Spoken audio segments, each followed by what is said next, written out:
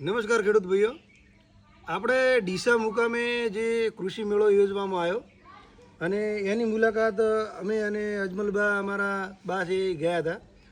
ત્યાં અમને ઘણી બધી વસ્તુઓ જોવા મળી. એની અંદર અમને એક પુસ્તિકા છે જેનું નામ છે એગ્રો ઇનપુટ ડીલર્સ હેન્ડબુક. આની અંદર કઈ દવાની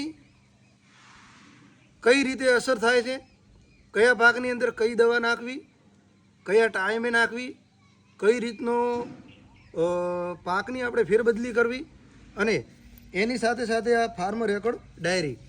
હવે આપણે ખેતીની અંદર જો ગણવા જઈએ તો ખેતી જે જૂના પદ્ધતિથી જેમ કરતા હતા એમ કર્યા જાય કે દાદા કરતા અને પછી બાપા કરે ને આપણે કરો.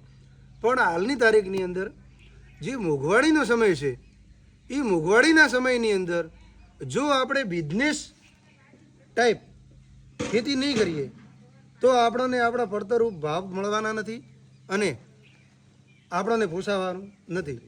તો એના માટે આપણે શું કરવું પડશે? તો આ જે પુસ્તિકા છે, આ પુસ્તિકાની અંદર કઈ દવા શું અસર કરે છે, કયો ખાતર કેટલા પ્રમાણમાં નાખવું, કઈ રીતે નાખવું અને સાથે સાથે આપણે પાક કયો વાવો અને કયા પાકનું આપણે કઈ રીતનું પેકિંગ કરવું. તમે એક જે મારા અનુભવ, હું જે 15 વર્ષથી ખેતી કરું છું અને મારા અનુભવ પ્રમાણે મૂકું છું કે સરકારો આવે કે ભલે ગમે સંગઠનો રેલીઓ કાઢે કે ગમે એ વાત કરે, પણ સરવાળે અને છેલ્લે હું તમને કહી દઉં અને ભવિષ્યની અંદર એ જ કરવું પડશે કે જ્યાં સુધી ખેડૂત પોતાનું પેકિંગ કરવા નહીં શીખે એટલા સુધી ખેડૂતને પડતર થવાનું નથી. બા તમે જુઓ કે આપણો આ બટાકો છે આજની તારીખની અંદર 12 રૂપિયા કિલો છે, બરોબર? જ્યારે 12 રૂપિયાનો બટાકો જઈને એમના પેકિંગની અંદર જતો રહે ત્યારે 100 ગ્રામ બટાકો 5 રૂપિયાનો થઈ જાય છે. તમે જુઓ, અને એમને ટાઈમ કેટલો લાગે છે?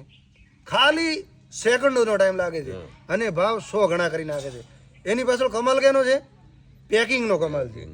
એટલે ખેડૂતોને ખુદને, હવે હું એમ કહું કે જે જૂના જમાનામાં જે ખેતી કરતા હતા એ ખેતી એ ટાઈમે પડતરરૂપ એમને થઈ જતું હતું. હાલ મોંઘવારીના સમયની અંદર તમે દિવસે ને દિવસે હવે આ બટાકા જ જોઈ લો.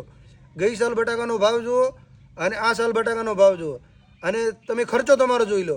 હવે ખર્ચો ક્યારે તમને ખબર પડશે? ચલો, હું એમ નહીં કહેતો કે બધા ખેડૂતો હિસાબ નહીં રાખતા, પણ હું એમ કહેવા માગું છું કે 100માંથી 80 ખેડૂતો હિસાબ નથી રાખતા. તમે જેટલા